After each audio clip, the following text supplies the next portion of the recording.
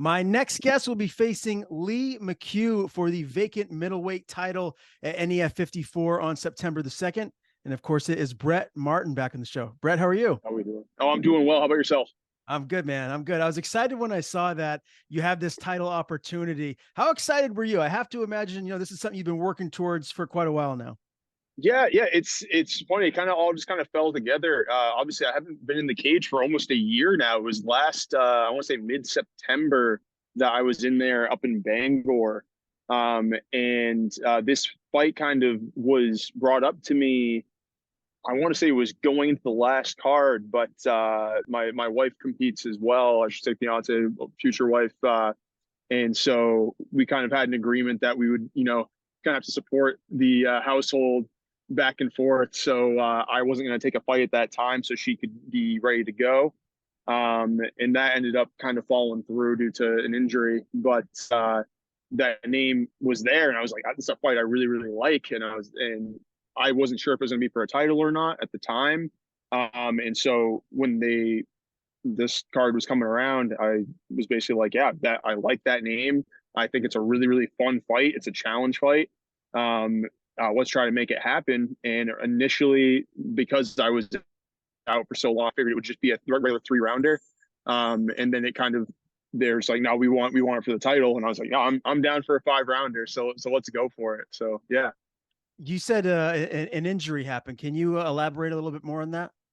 Oh, yeah, it wasn't for me. It was for my wife. She had Okay. a bout fall through due to an injury, like a couple weeks out from her fight, and so she had to end up taking a little bit of a break because of that. But just classic, small breaks and nicks that kind of can pull you out of a fight if not treated. So she's doing well now, luckily. So Very yeah. good. Well, Alicia Palmer, that's your fiance, right? And she's Yes. Yeah. grappling on this very card. So that must make it even sweeter. I mean, this is something that you guys will be able to look back on, many, many years from now and remember this moment. How has the whole process been to get to this point as we're closing in on fight night?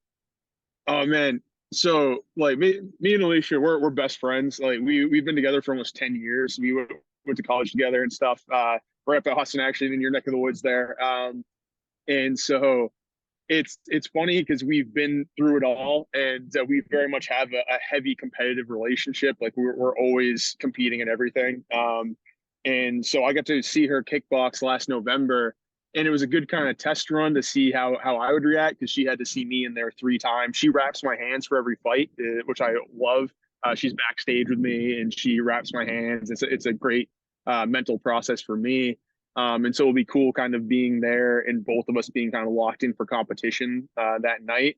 I'll be honest, when she was kickboxing, because I hadn't seen her compete outside of like track and field, um, I was a wreck. I was in the audience. Actually, Felipe fought that night as well over at Combat Zone, and I was just a jittery mess, man. I couldn't hold myself together, but now that that's been all out of my systems, and I know she gets in there and she's like down to scrap and she's just there to compete. Those nerves are gone for me, so I can, help her out and help her prep as much as I can, and still just be locked in for my own stuff, which is great. So I didn't get to see the kickboxing bout. How did it play out? Did she get the win? oh no, so she lost by split decision. It was a scrap. She went against I believe it's Melissa Santos, who just debuted her for MMA recently, and she won in the opening minute, I believe. But they had an absolute scrap, man. Like they were just going back and forth for 3 rounds. And she's from a great camp. She's from Jake Pila's camp, and so like it was a tough opponent out the gate, especially for her debut. But great experience, regardless. And the 115 division is very, very limited. So getting that experience against someone who is going to MMA ventures, it helps her mindset. I think is like she inevitably is going to be going that way as well. So is it more nerve-wracking for you to watch her compete, or is it harder for you to step in the cage with the nerves you feel maybe making the walk? Oh, way more nerve wracking for watching her. Way more. I always like I needed a individual sport like this my whole career. Like I played team sports. I was basketball, soccer, lacrosse my whole career, right through college, and so um, you had to depend on a lot of people. And so the blame could get pushed a lot. I love being responsible for myself in there. I can look myself in the mirror and go, like, even if the worst had happened, say something like right out the gate, I got caught with something, I can look myself in the mirror and go, I put in the work, I made a mistake, and that's it. I got outplayed. But when you're watching someone else do it, just like with any other teammates too in the cage, you're constantly just thinking, did I do enough to help them get ready for this fight, or this competition? So I think it's a lot more nerve wracking watching your significant other or friends go in there for sure. So how do you like this matchup for her in this grappling match? Do you know enough about her opponent to make an Yeah, educated prediction as to what's going to happen? no, so she knows this is an uphill battle for sure. Like this girl, like she's competed, like I think she has like 28 wins on smooth comp. So she's competing all like consistently. I think she's ranked as a blue belt but when you have that many wins as a blue belt, really you're probably more like a purple belt. And so yeah, but she's taking it very seriously. She's excited for it. Like she's fine being the underdog going in, because technically she's still a white belt and like getting ready to go for a blue belt. So yeah, just really trying, because like I was saying earlier, hard to get 115ers. Not a lot of 115 people competing. But we like my teammate Jake Sonia, who just had his debut like a couple cards ago. He's at Flow a lot. And Flo has a absolute killer, like 115-ish weight girl there, Meg, and she's an absolute monster. And so they've connected and kind of struck up a really, really strong relationship, and they've been training together like a couple times a week to kind of get ready for this. And so I obviously every person you go against in there is going to show you something different, but she's getting super high quality looks, and so her comfort against high level competition has really come a long way. So Well, I'm excited to see her compete on September the 2nd. Brett, you mentioned earlier in the interview, the last time that we did see you in was up here in my neck of the woods in Bangor. Big win absolutely. over Brandon Oldenburg. You looked fantastic in the fight, man, and you put him away. Round 1 TKO. I have to imagine that fight went to plan. How pleased are you just with what you did in there? Yeah. So honestly, that was not the game plan at all. From my end, it was my coach's game plan, but it was not my game plan initially. I wanted to just bang the whole time. And I was backstage, and there's, you never know where your head's going to be at fight night. It all kind of changes with the flow. And I was backstage, and I would just, the doctor checked me twice when I was doing medicals, because my heart rate was like 50. It was like super, super low. And like, I still like had the natural jitters and stuff like that, but my heart rate was just crazy, crazy low. And I just didn't have that spark, especially for striking when it comes to needing to like put some damage on people. I just didn't have that spark, and I was like, what do I need to do tonight in order to kind of make this go as safely as possible and make it so it goes to where I'm strongest in this matchup. And in that case, it was the grappling route. And so really kind of like timing it up and getting that clinch against the cage, working from there. So, came out unscathed. That's a win in any book, especially after my second fight when I had my eye all jacked up. I like war of attrition. It is a lot of fun, but the aftermath can be problematic. And so trying to weigh those options are always something that's like kind of going through my head nowadays. So Well, geez, either way you look at it from the outside looking in here, big time performance over a tough guy and Brandon Oldenburg. So you got to feel good about that. Outside of training, since we last saw you fight, I mean, what has life been like for you? What's the work schedule like? How often are you training yeah. now? Oh, I train like 7 days a week. It's nonstop. Even since the last fight, I don't think I've had a full week off. That's just not how I operate. When I go into something, it's just full bore. Um, had to kind of take a step back for a bit. I started my own business this year. So like I'm working full time while also amping up my own business. Um, and I also got, like, I didn't get officially diagnosed, but basically kind of discovered that I had something similar to celiacs. And so I've been kind of having to adjust my diet in order to really adjust to not being able to have gluten in general. And that was also a big problem post, I would say right around the new year. my weight was all over the place, and it was like I would go from 205 to 220 in a week because of like inflammation and stuff like that.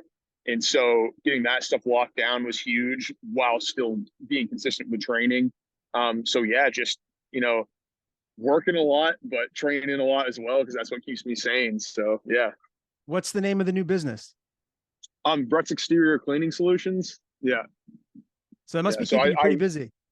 oh yeah, no, I have a night job today. So at like 6 o'clock, I'll be going and washing two businesses after they close.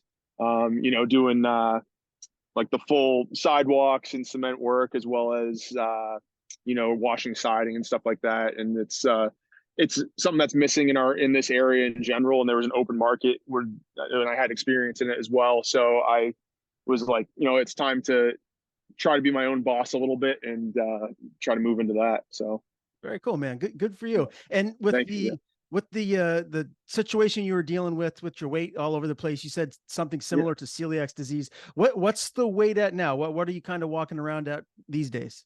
Oh, this morning I woke up. I think I was between 204 and 205. Like normally I sit right around like 208 to 210, which has always been like my kind of go-to weight.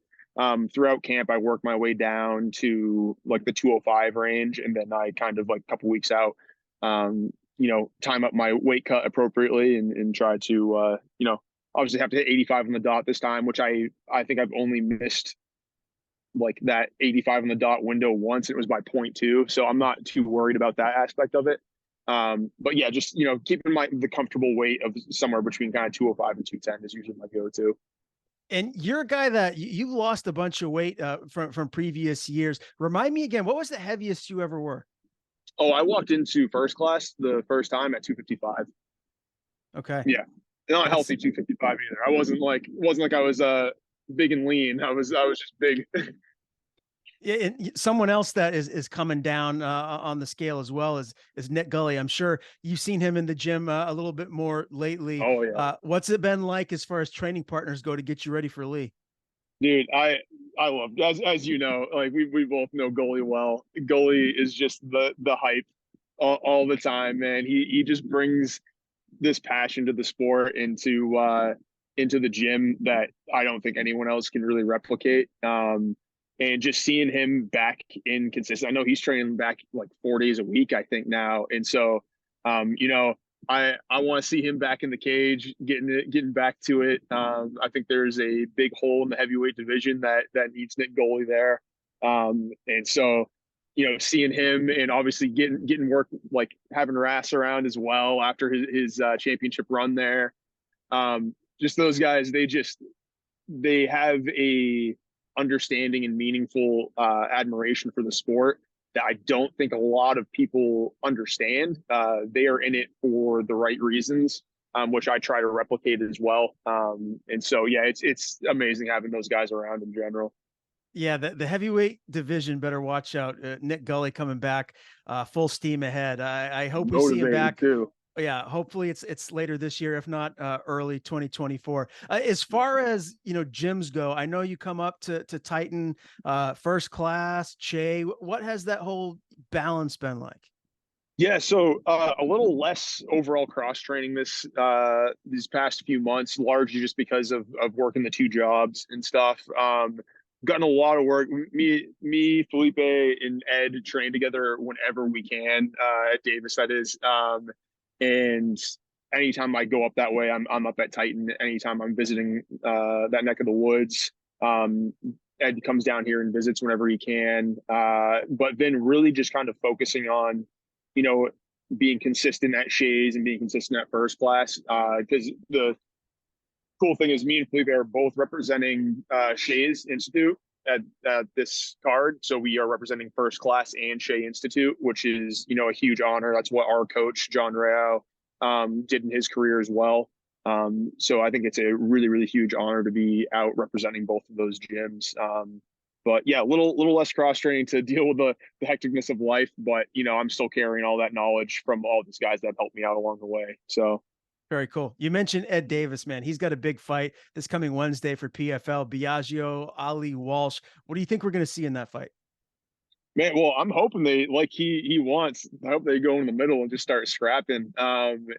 It's going to be a really interesting one because I think a lot of times people will use Ed's striking to like try to practice their attempts at grappling. I've grappled at it. He is tough to freaking hold down, man. Like all credit to Kyle Pufall for holding him down the way he did in that championship bout. Because like, dude, Ed is just gonna stand and bang with you, regardless if he's getting hit or not. He's going to keep throwing until someone goes out. And I think a lot of people use that as an out to work on their grappling and start their entry, especially in the higher end amateur divisions, which this is the highest amateur division at this point, being in the PFL. There's no other way to describe it. So I think if Ali gets clipped at all, I think he's going to be, because he's coming from a super, high end camp as well. I think you'll see him trying to mix in some clinch and shots just to kind of diversify. But, I'm crossing my fingers they're going to just go in the middle and just start throwing, because that's what I want to see, and that's what Ed wants to. So You and me both. Where are you guys going to be watching the fight Wednesday?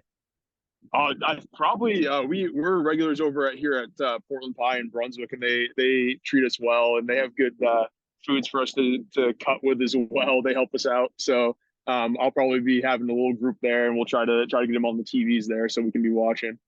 Very cool. Yeah, go Ed. Hopefully he picks up the win, man. Let's talk Absolutely. NEF 54, September the Yes, 2nd, back in Portland, Maine. So you said you'll be representing First Class and Che for this fight. Who will be in your corner? Who will be your cornerman for the fight? Yeah, so John Rayau, our head coach, Eric Nelson, who's a big training partner of mine. He's a brown belt, and he's does like our MMA grappling. So we like when we're doing striking grappling, he's our main guy there. As well as Ernie from Shays. He'll be in me and Felipe's corner as well. And that's actually, we just had a class with Ernie today. And he was down here with sparring for us. He's actually cornering two guys at Combat Zone, I believe, this coming weekend as well. So yeah, no, it's super diverse corner with a bunch of experience all around. So it's very exciting. And you have Felipe right there with you, right? Oh, he's over stretching right now. Yeah. He's over there stretching. What's going to happen in his fight, man? What do you think we're going to see with him and his opponent? Man, it's a fun one, man, because like the guy he's going against is super experienced as well. He's well, I think the stats were he was 4-3 as an amateur. He's currently 4-3 as a pro, and Felipe is 4-3 as an amateur. So it's kind of like lined right up for them to have these identical records kind of going in. I think that oh, can you hear me still? Yeah, I got you. Sorry. I thought we're on me. I think Felipe is one of the most well-rounded fighters. I think there's a reason that the 3 losses he had were people having to kind of stay on top of him, just hold him there, because he's dangerous. He's very, very dangerous everywhere. Even in those fights where he did lose, they had to kind of stay in his guard and just kind of stay there because he was cutting them up on the feet. He was threatening with submissions as soon as he was able to get some space. And now you implement knees to the head, elbows. Like, I think it's very, very dangerous to be even having Felipe on his back at that point, because he's going to slice people up. He's been ready to do these five-minute rounds. We've been pushing the cardio like crazy. So he's going to bring that explosiveness as well as that diversity into the game. And I think he's going to, make a statement out there. So I'm excited to see both of you guys back in there for NEF. Lee McHugh, your opponent, he's 5-2. Both losses, he was finished. Do you feel like that trend's going to continue? Are you going to put him out here? Man, this is a fight, man. Plain and simple. Like, if you watch any of Lee's fights, he just goes in and scraps. Like, he's got a super diverse grappling background. He's a purple belt, and he has like some catch wrestling, I believe, as well. But he's not going in there looking for that. He's going in there to try to throw bricks at your head, and if it goes to the ground, then great. I think that's the only reason that he's really gotten finished in his fights. I mean, he lost against I saw his loss against Fabio Alano. Fabio Alano was a debuter who was a legit black belt, and I think he was like 32. It's like, and he was battering him up until that point, and just got caught with a check hook, so he just kind of was able to use that aggressiveness against him. But this is a 5-round fight as well, so it's like, it's really going to depend on how we come out, because as soon as we get out there and we dictate the pace and kind of like who's leading the dance, I think if it gets out of the first round, it's going to be very much who can control that center and go from there. I think the first round is going to be explosive and it's going to be scrambly and there's going to be potentially a ton of damage back and forth. But I want a long fight. I like the war. I like, and he's going to bring it. So I would love, a 4 to 5 rounder, like not necessarily a decision, but like a 4 to 5 round war of attrition, and one of us basically has to go out on their shield in order to do it. I'm not someone who's going to give a prediction because I think that gives away too many cards. But we're ready for it wherever it goes. We're trying to stay diverse in our training, ready for his explosiveness and his strength. He's a friggin' dude. He's like 5'11" in the 85er, and he's just like yoked out of his skull. So like be ready for that power. Try to withstand any storms that he's throwing at us, and just keep moving forward and trying to dictate the pace. So. Is this the most difficult fight of your career so far? I mean, this isn't a diss on any of my past opponents by any means, but yeah, I don't think it's a question. Like 7 fights, I think he's 23 years old, 22 or 23 years old. He's super young. I'm sure he's knocking on the door for pro as it is. He has trouble finding fights as it is. So I think this is a huge litmus test for me to see where I'm at. And kind of dictate where I need to go from here and dictate kind of where I need to train from here. I think he's going to expose some stuff on me, and the goal is to expose stuff on him as well. What would it mean to you, Brett, to win this NEF belt and take it home?